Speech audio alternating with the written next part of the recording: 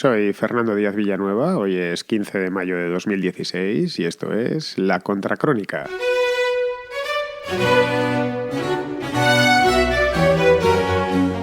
Decíamos ayer, y esta vez sí que sí, lo dijimos ayer porque fue la primera parte de este podcast dedicado de manera monográfica al 15M, o mejor dicho, al 15M como mito fundacional de Podemos, que aquello fue un levantamiento popular o un estallido popular que se circunscribía a la gente joven, que había sido espontáneo, que fue imprevisto y que era apartidista. Ahí exactamente en ese punto es donde nos quedamos. Hoy lo voy a continuar y lo continúo justo en el último minuto de la contracrónica de ayer día 14. En el punto donde nos íbamos a poner a hablar, bueno, yo a hablar y vosotros a escuchar cómo se organizó aquella insurrección, entre comillas, lógicamente, popular del 15 de mayo de 2011. En origen, es decir, las primeras 48 horas, el 15M fue algo bastante caótico. Cualquiera que hubiese estado por allí, por la Puerta del Sol, los primeros 2 días, el lunes y el martes, el 16 y el 17 de mayo, lo advirtió. Pensó esto exactamente, que es, hay unos cuantos acampados aquí y por las tardes hay una manifestación, una concentración. Recuerdo las concentraciones que se hicieron durante toda la semana. Bajaba gente de todo Madrid, llegaba hasta la Puerta del Sol a simplemente protestar. Eran espontáneas, no había una convocatoria oficial, de ahí que se decía, algunos decían que eran manifestaciones ilegales, no propiamente, en todo caso concentraciones, porque no había manifestación previa, pero lo recuerdo a la perfección, se ponían todos allí, era la época, los días dorados, se subían algunos entusiastas por los andamios, uno de los edificios de la Puerta del Sol estaba en obras, el edificio donde está hoy la Apple Store, al lado del Oso y el Madroño, y luego había otro cerca del Corte Inglés que tenía un anuncio de publicidad, que ese anuncio pues, se pasó por todos los periódicos del mundo. Creo que estaba Penélope Cruz, si mal no recuerdo, era un anuncio de cosméticos o algo así, o de un perfume. Y se subía a los más entusiastas hasta ahí para hacer fotografías, para que se les viese.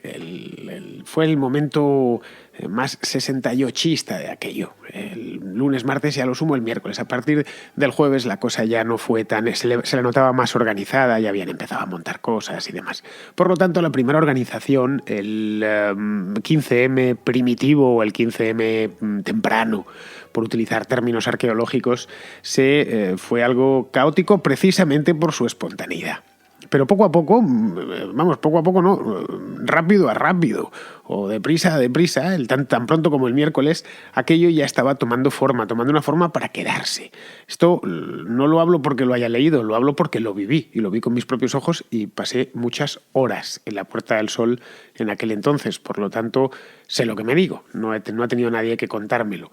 Empezó a organizarse como una casa ocupada, en esencia, era la única manera de organizarse. Estaban ocupando literalmente una plaza de manera ilegal, no está permitido, ni estaba en el año 2011, naturalmente, llegar a una plaza de un pueblo, de una ciudad, echar una tienda de campaña y ponerse a dormir ahí, ni está permitido para una sola persona, ni por supuesto para 150. Entonces, en tanto que era ya una ocupación ilegal de una plaza, del espacio público, algunos decíamos de coña, bueno, estos que están a favor de lo público están privatizando el espacio público, porque las tiendas donde las habían puesto a partir de ahí ya pasaban a ser su hogar, hogares pequeñitos y no muy cómodos, pero su hogar a fin de cuentas. Pues una vez llevaban eso 2-3 días, 72 horas, las 72 horas preceptivas ya habían empezado a organizarse así como si fuesen ocupas, como lo que realmente eran, por lo menos los que permanecían allí las 24 horas, todo el día. Había una parte que solo iba a las manifestaciones de la tarde, otra parte que solo iba a las asambleas, muchísimo turista y muchísimo transeúnte que pasaba por allí, miraba y decía, ¿que esto de qué va? Leía las pancartas, que muy rápidamente se llenó todo de pancartas reivindicativas. A los que hemos estudiado carreras de letras, como es mi caso, nos recordaba la facultad.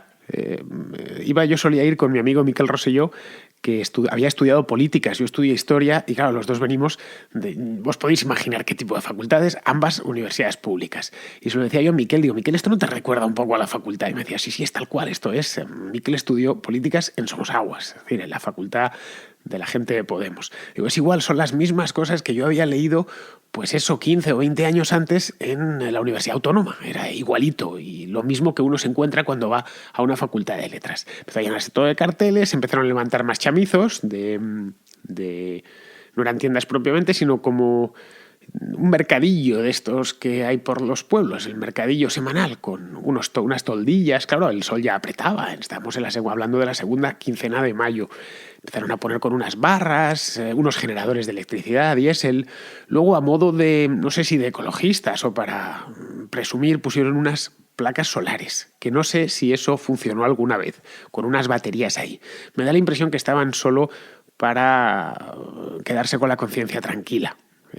También me consta, porque lo vi, que tenían una bicicleta enchufada a un generador para alimentar no se sabe bien qué, porque ya sabéis que la cantidad de electricidad que pueda salir de una bicicleta es pequeña y mucho menos no sirve para iluminar una plaza ni para alimentar todas las necesidades energéticas que tenían, que eran bastante.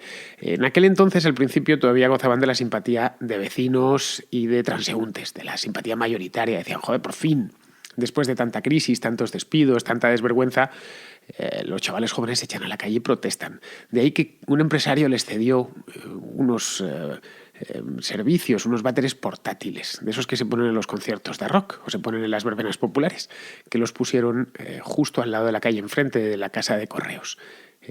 A la vuelta de 4 o 5 días aquello era intransitable. Bueno, pasabas por allí y tenías que ponerte una pinza en la nariz. Lo recuerdo también a la perfección. Sobre aquellos VCs portátiles recayó la famosa tragedia de los bienes comunales. Como no eran de nadie, o como eran de todos, al final terminaron siendo de nadie y se arruinaron. Los acampados pues hacían sus necesidades un poco donde podían, en los bares cercanos, en donde podían, en las callejuelas.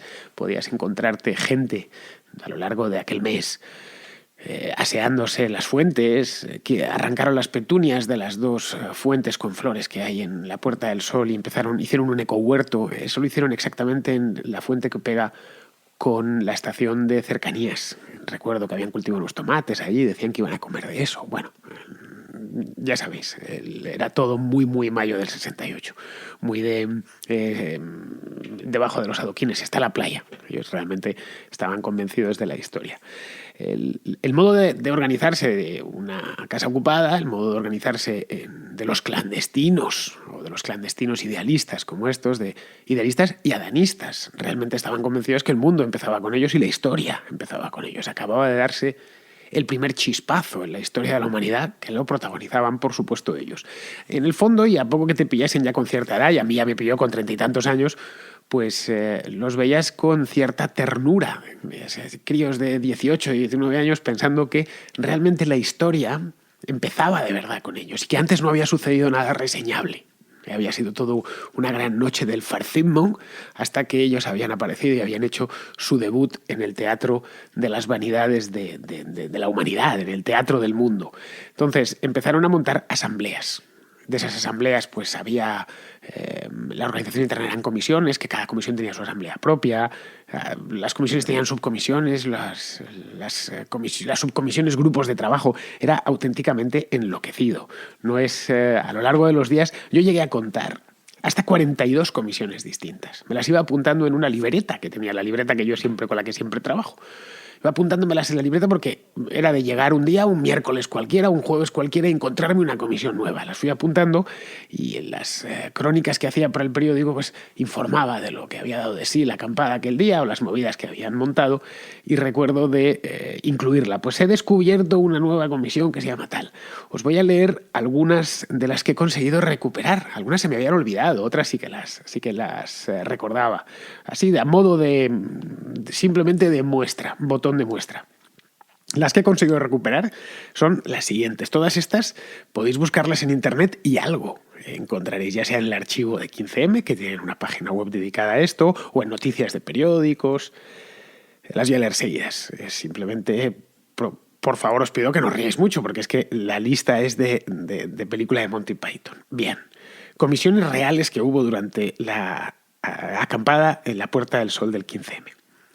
Comisión de Coordinación Interna, de Información, de Actividades, de Política a largo plazo, de Política a corto plazo, de Pensamiento, de Migración, de Sanidad, comisión infantil, de enfermería, de derechos de los animales, comisión de animación, de feminismos, de amor y espiritualidad, comisión audiovisual, comisión de comunicación, comisión de respeto, de medio ambiente, comisión de extensión a los barrios, de trabajo, social, comisión de arte, comisión de comisiones, comisión de infraestructura, de desarrollo, comisión legal, comisión de propuestas, comisión de traductores, comisión internacional, comisión de desahucios, de difusión en red, comisión de biblioteca, comisión de archivo, comisión de dinamización de asambleas estatal, comisión de lengua de signos, comisión de megafonía y comisión de autocuidados. Bien, estas son las que consigo recuperar. Creo que había alguna más porque no me salen 42, es decir, llegué a contar 42 comisiones. Por debajo de eso había, ya he dicho, subcomisiones, y debajo de las subcomisiones estaban los grupos de trabajo.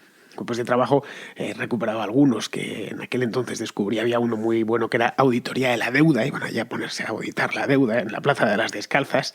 Otra era el grupo de trabajo Transmaricabollo, que me pareció curioso porque tenían mucha actividad, pero en cambio nunca adquirieron la categoría de comisión.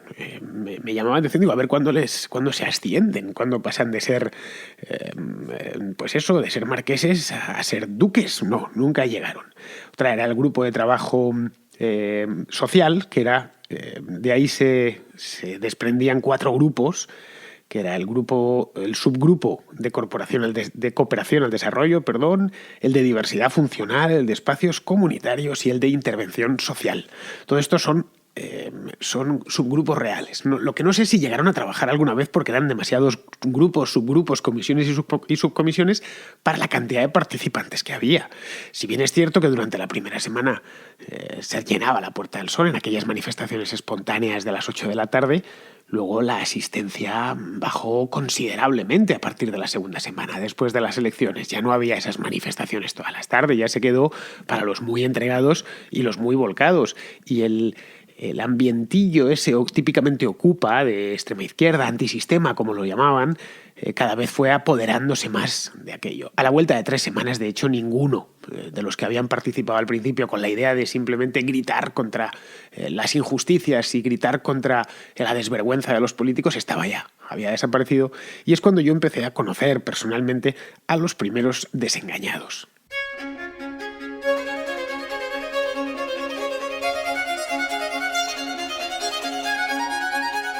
Esta hiperinflación asambleíl, porque cada uno de las comisiones tenía su asamblea propia. Había un listado de actividades diario que aquello parecía el programa de actividades de un hotel de esos de la costa con animación. Desde las 9, bueno, 9 no era muy tempranito, desde las 10 o las 11 de la mañana había actividades hasta bien entrada la madrugada y lo colgaban cada día. Creo que en las casetas o en los chamizos del interior de la acampada en el mismo centro de la plaza lo colocaban. Esa idea asamblearia y burocrática, cuasi soviética, es lo que a mi juicio marcó su corta existencia. Porque lo cierto es que en la acampada en sí, en poco más de un mes habían desalojado. Y habían desalojado por voluntad propia, de motu propio, no, nadie les sacó de allí. La policía se limitaba a vigilar de que no se expandiese más y, bueno, a que no pasase nada grave. No pasase nada grave y aún con todo, nada grave de orden público, quiero decir. Aún con todo, pues se denunciaron agresiones, se denunciaron robos. A partir de la segunda semana empezó a haber problemas serios de convivencia, porque en tiendas de campaña, en mitad de una plaza, pues no es que se viva muy confortablemente.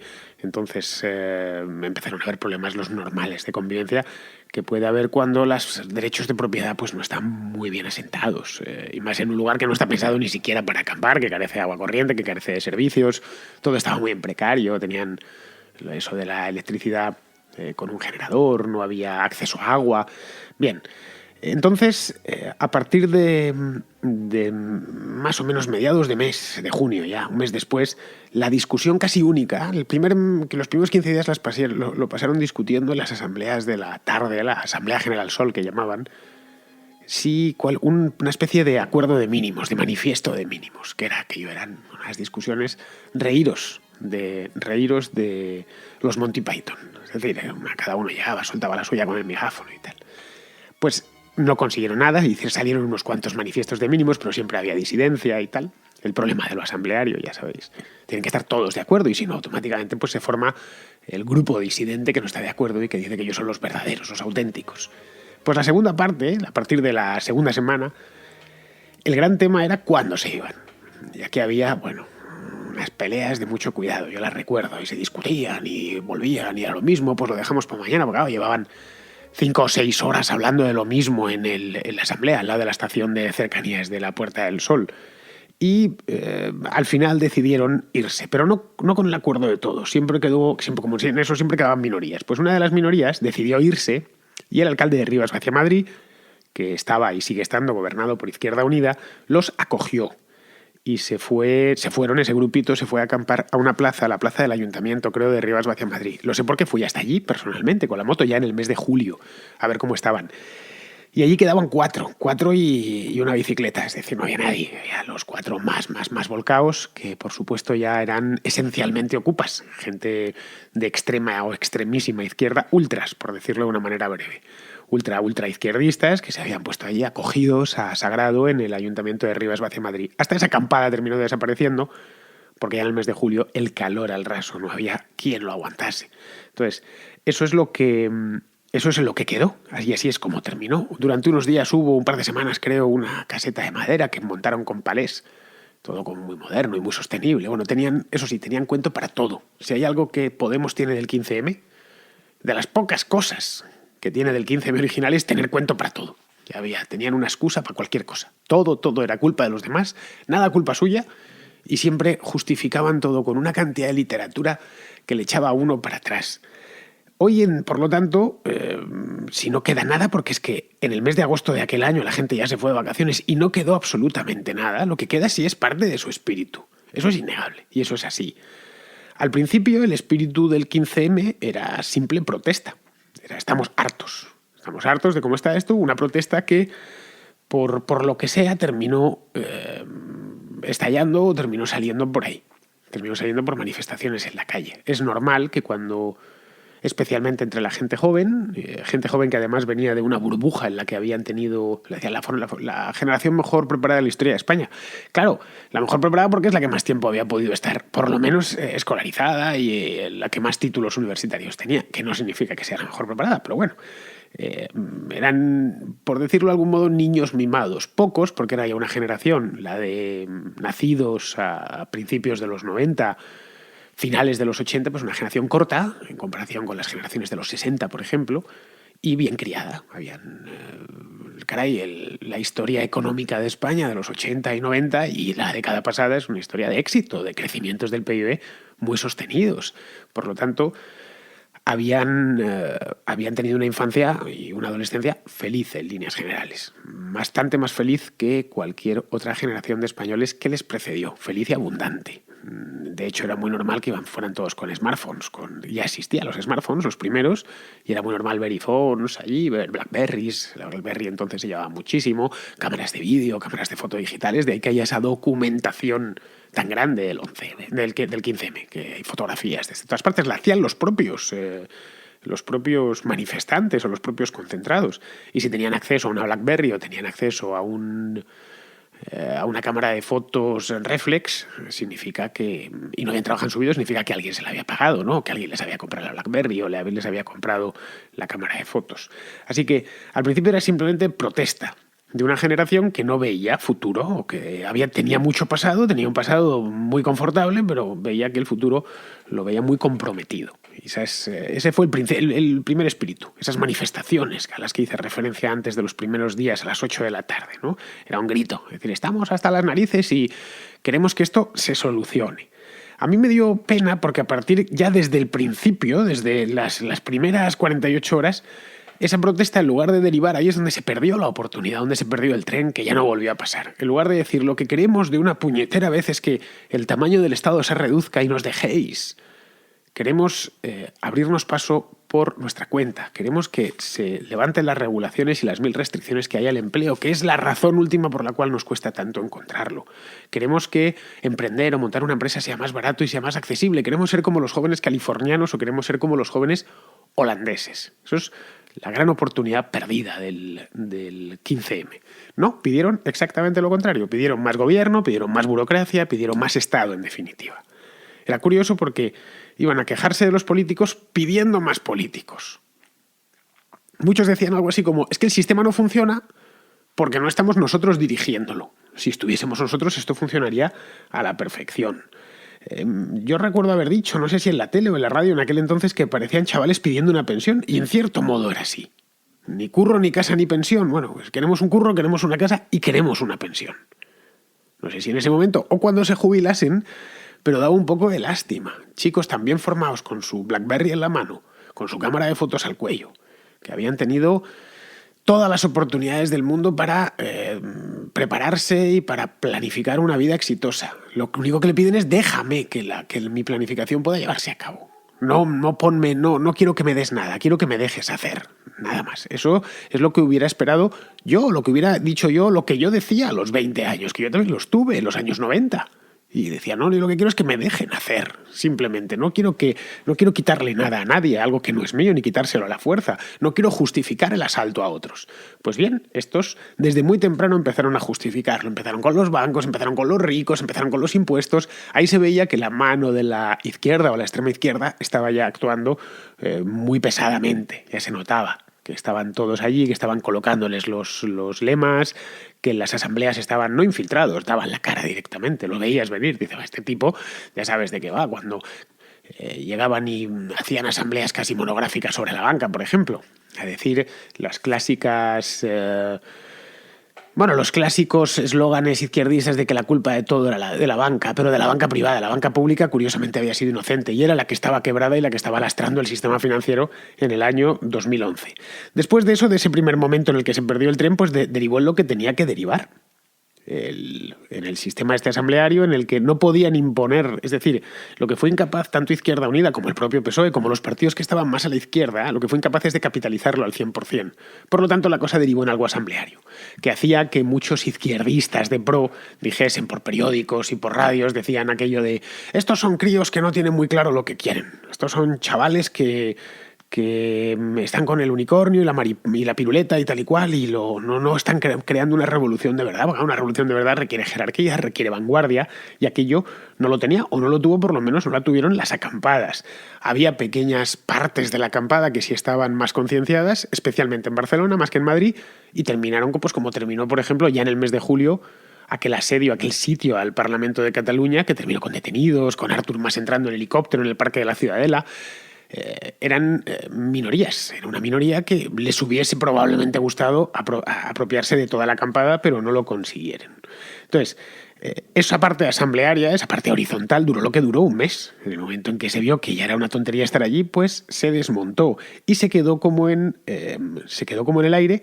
Vamos, yo creo que desapareció. Simplemente la acampada como tal desapareció y quedó un espíritu flotando en el aire, pero un espíritu del que era muy difícil apropiarse, a no ser que te lo inventases o que decidieses que solo el espíritu de una parte de los acampados o de una parte de los que montaron aquello, era el genuino espíritu del 15M. Esa es la operación que está haciendo ahora Podemos. Podemos reclama como mito fundacional una parte del espíritu.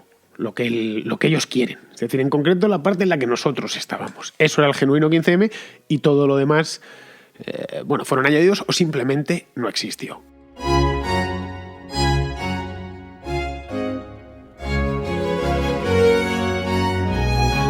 Y al cabo, que diría Antonio Machado, ¿qué le debemos al 15M? ¿Qué ha quedado?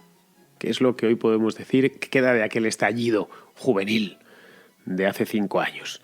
Pues quedan algunas cosas, que ha tenido un legado mixto, híbrido, como todos los legados, positivo y negativo, pero a mi juicio, por lo menos, es bastante más negativo que positivo.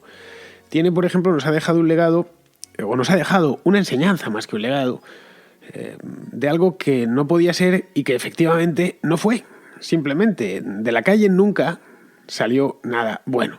De las grandes manifestaciones callejeras y de los grandes episodios callejeros que en el mundo han sido, nunca han dado nada bueno.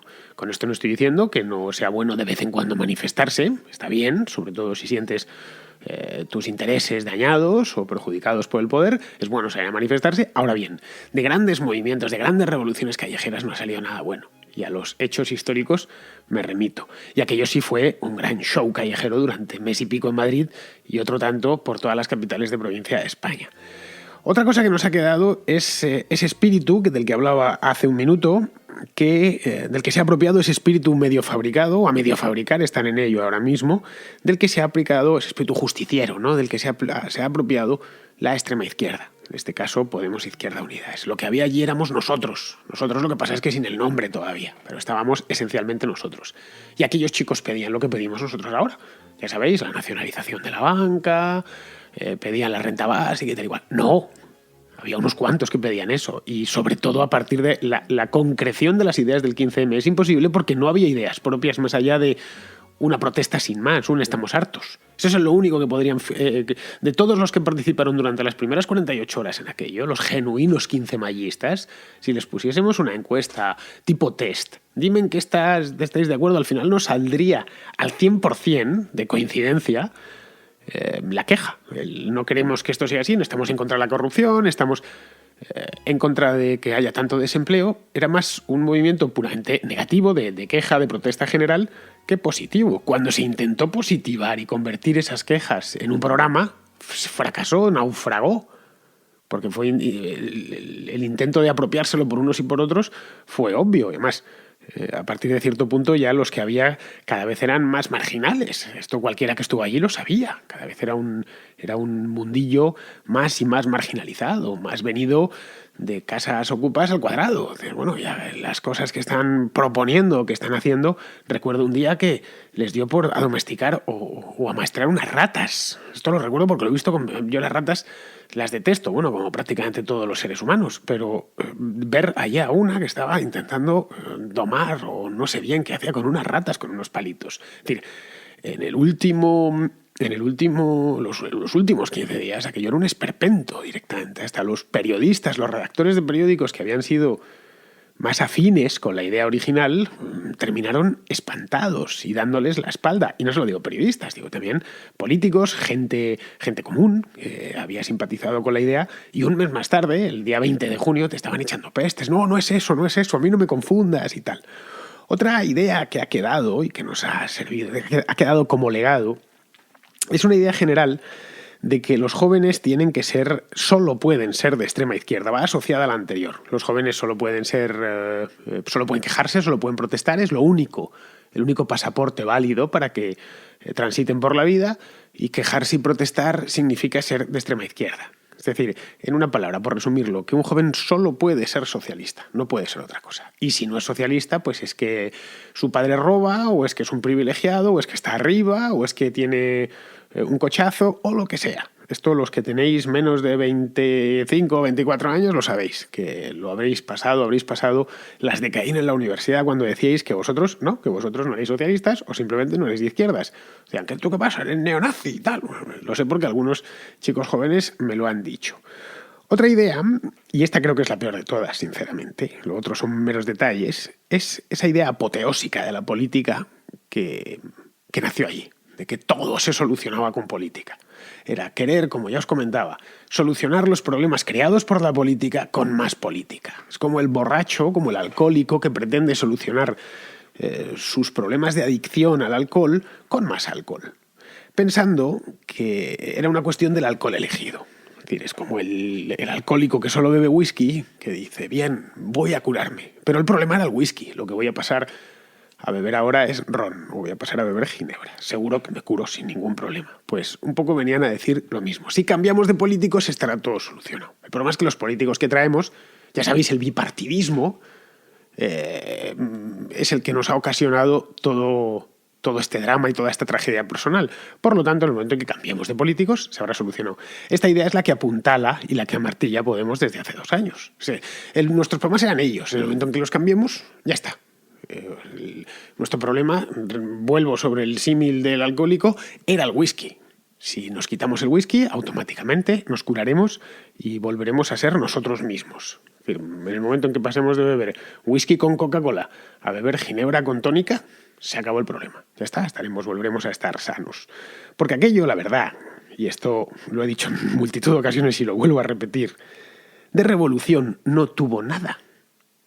simplemente fue un movimiento tremendamente reaccionario, no revolucionario. Y estoy utilizando el lenguaje y los términos típicamente de la izquierda. Fue de volver atrás, de volver a la Europa o a la España de los años 60, del trabajo fijo para toda la vida, de la pensión, de que no te pudiesen despedir del trabajo, de que el Estado se preocupase de ti de la cuna a la tumba. Es decir, pocos movimientos más reaccionarios, ese espíritu quiero decir, no quiero decir que todos lo defendiesen, pero pocos movimientos más reaccionarios que el del 15M. Una cosa tremenda. Yo lo miraba, veía chavales a los que ya les sacaba 15 años.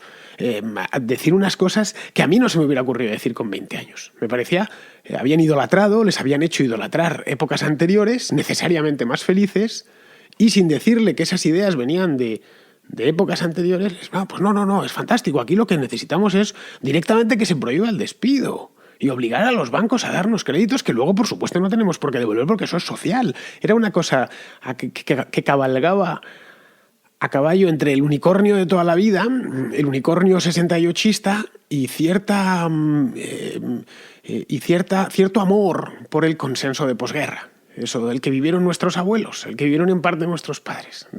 Tú vas a encontrar un trabajo con 18 años y vas a estar toda tu vida allí. Y te jubilarás a los 65 y dentro de la misma empresa. Y el Estado entonces se hará cargo de ti y te pondrá una pensión. Y podrás jugar a la petanca tan alegremente. Era ese mundo de certidumbres. Por lo tanto, cuando hablaban de la Spanish Revolution, aquellos días no era la Spanish Involution, era volvamos a los 60, por favor. Queremos el mundo de nuestros abuelos, queremos volver a ese mundo que habían fantaseado y que habían idealizado. En pocas épocas de la historia de España se ha trabajado tanto y de manera tan concienzuda como en los años 60. Porque revolucionarios, los que han cambiado el mundo, si entendemos revolución por cambiar el mundo, fueron los jóvenes de Silicon Valley de los años 60 o de los años 70. Fueron los que inventaron los videojuegos, los que inventaron los ordenadores personales, los sistemas operativos. Fueron Steve Jobs y compañía. Esos son revolucionarios. Y lo hicieron por su cuenta, de manera individual, con una idea además de enriquecerse, pero además de cambiar el mundo. En concreto Steve Jobs, que era muy visionario y muy medio hippie, tenía esa idea. Otros no tanto, otros directamente querían hacer algo que les divertía, que les entretenía y que además les podía proporcionar grandes cantidades de dinero, o eso pensaban. Recordamos solo los que tuvieron éxito, pero muchos no lo tuvieron y tuvieron que fracasaron en sus emprendimientos. Pero al final las revoluciones verdaderas, las que vienen a cambiar el mundo tal y como lo conocemos, son individuales siempre. Y consisten en cuando la gente joven dice dejadnos hacer, por favor, dejadnos hacer. Simplemente no os pongáis delante. No queremos vivir el mundo de nuestros abuelos. Queremos que nos dejéis hacer, que nos franqueéis el paso. Queremos, como decía Ortega, queremos quedar libres, quedar francos para henchir nuestro individual e intransferible destino. Simplemente. Eso es lo revolucionario. Lo del 15M no lo fue en absoluto, de ninguna manera. Ahora bien, alguna que otra lección positiva sí se puede extraer. ¿Vale? Yo creo que la principal, por lo menos, podría decir casi hasta la única, fue la idea de que un pequeño grupo que no da por perdida una causa, y yo hablo por el pequeño grupo de Podemos, el pequeño grupo de los profesores de políticas, que fueron los que han terminado, o han sido los que han terminado, capitalizando toda esta historia. Nunca dieron esta causa por perdida. Es decir, supieron apropiarse desde muy pronto de esta efeméride y después siguieron insistiendo. Primero intentaron infiltrar Izquierda Unida, no lo consiguieron, se fueron poniendo por su cuenta, se buscaron la vida en Venezuela, se buscaron la vida en la televisión, se lo curraron, pico y pala. Caray, sus ideas no las comparto. Ahora, su procedimiento de no rendirse y de seguir adelante, joder, eso es encomiable entre vosotros y yo, sinceramente. Si los liberales fuéramos tan insistentes, otro gallo nos cantaría y otro gallo cantaría a nuestros paisanos y otro gallo cantaría a la causa de la libertad. Es decir, creo que nosotros nos cansamos bastante antes y somos muchísimo más derrotistas en todos los aspectos. Así que si eso sirve de algo, aprendámoslo y tomemos nota de ello. Nunca, jamás, y lo voy a decir, si es necesario todos los días de mi vida, jamás, nunca hay que rendirse. Y esto es una muy buena prueba de ello.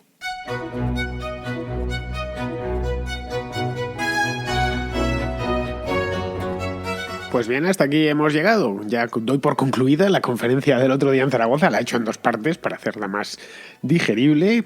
Era una conferencia de 1 hora y ha encajado en 2 podcasts de media hora aproximadamente. Minuto arriba, minuto abajo. Mañana, que ya habrá pasado la efeméride del 15M, pues podremos sacar conclusiones. Yo espero, todavía no ha pasado nada. Estamos a las 3 de la tarde o estoy grabando esto a las 3 y pico de la tarde del día 15. Esta tarde trataré de acercarme a la Puerta del Sol a ver qué ha pasado o qué va a pasar. Por lo que yo veo, o lo que yo huelo, van a intentar acampar porque supondría poner o condicionar la campaña electoral del día 26 de junio, la campaña de las próximas elecciones, y además Podemos conseguiría algo todavía más importante, y es desplazar el eje del debate de su financiación, que es algo de lo que no para de hablarse desde hace 2 semanas, hacia los acampados en la Puerta del Sol, en la Plaza de la Cataluña y demás. Entonces, las probabilidades de que acampen son escasas, porque el delegado del Gobierno de Madrid no creo que lo permita, y si lo permite pues sería una tropeza inmensa, aunque bueno, conociendo al ministro del Interior uno se puede esperar cualquier cosa, es decir, que incluso les hayan puesto ya las tiendas para que se metan dentro y protesten, pero partiendo de que asumo que el delegado del Gobierno tiene la cabeza encima de los hombros, pues no lo conseguirán. Habrá una manifestación. Supongo que Pablo Iglesias dirá que son ellos, lo que os comentaba yo antes, y ya está ahí, la cosa se quedará allí. Muy probablemente, si no hay acampada y no pasa nada del otro mundo, dentro de 2 días nos hayamos todos olvidado de esto. Y habrá quedado este podcast, estos 2 podcasts, como podcast históricos, consultables en cualquier momento por quien quiera conocer qué fue aquello y que hemos extraído de esta experiencia, o que extrajimos en el pasado, al que lo escuche dentro de un tiempo, de esta experiencia histórica del 15M. Así que aquí lo dejo y nos volvemos a escuchar mañana. Hasta mañana, amigos.